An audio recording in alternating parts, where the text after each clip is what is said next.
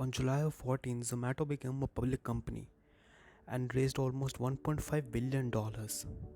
The stock market was in a hassle even after everybody knew that Zomato had lost much more money than they had gained in the 12 years of their existence. And this is a company who profits out of the food tech industry by just delivering food.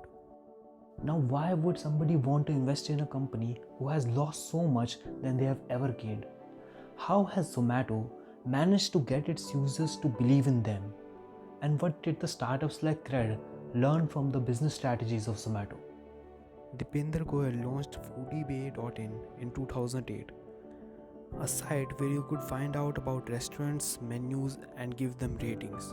In 2 years, the company had almost 8,000 restaurants and more than 2 million customers.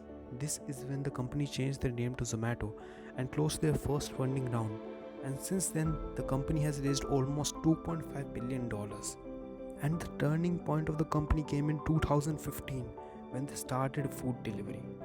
Zomato since then has stayed at the top in the food tech industry. And this is not because they are really good at delivering food or cooking food or any of that sort.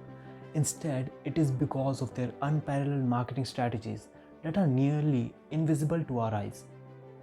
You see, Zomato uses a concept called the classical conditioning. It is a type of learning that happens unconsciously, and the best example is its origin only.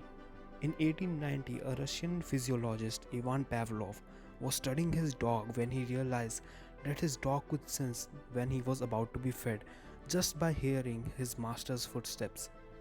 So Pavlov started ringing a bell just before he feeded his dog. And soon enough, the dog could sense when he was about to be fed just by hearing the sound of the bell. This gave rise to the concept of classical conditioning.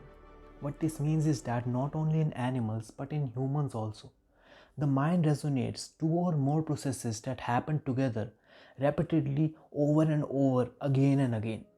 In case of Zomato, they went back to the time when we were just in school. In the recess time when we used to eat our food, we also used to have so much fun with our friends. Crack jokes, play something, or have a little banter.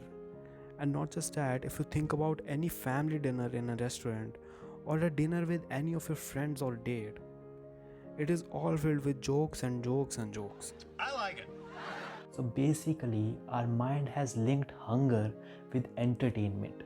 And now, if you see Zomato's Instagram, you will realize it's more like a meme page than a company profile. This kind of social media marketing is the reason why Zomato is the first name we think about whenever we are hungry. Zomato has really tapped on our minds on different levels. Firstly, by choosing a color that increases your appetite. Second, choosing a name that is similar to the most used ingredient in the food.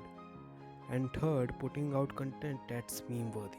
Another crucial point of their marketing strategy is that more than their food, they have focused their attention towards the people delivering the food, people that we meet and feel connected to every time we order. This is why लोगों को एक अपनापन लगता है Zomato से. And that is how Zomato has raised almost 9,000 crore from its IPO this year. And this happened even after Deepinder Goyal clearly mentioned that the company has been generating loss for a very long time and does not aim to generate profit in the near future. Although Zomato has started investing in new concepts like cloud kitchen, but that field is already mastered by Rebel Foods, who owns companies like Good Bowl, Mandarin Oak, Fasos and more. Cloud kitchen is basically food for delivery only. You can't go out and eat in a restaurant, which basically saves a lot of rent and service cost for the businesses. And not just that, Zomato's biggest competitor Swiggy, that was founded 5 years after Zomato, has managed to reach the same level as that of Zomato. So obviously the food tech space is very competitive and to excel in it sounds very difficult. But the future of Zomato could become beneficial. In the coming years, we could see acquisitions of various cloud kitchens by Zomato, just like they did with Uber Eats in 2020. But one thing here is certain, that Zomato has found its way into our minds and it will be really hard to kick them out. This massive customer base is the reason why investors still want to invest in a loss generating company even after 12 years of existence. Which brings us to the most important part of the video, that is the learning from the case study. Zomato tells us that the businesses need to get a hold of their customers. They have to embed themselves in their subconscious mind. And in the era of social media, people are really invested in following trends. So it is important to be a part of that trend if you really want to be the leading player of your field.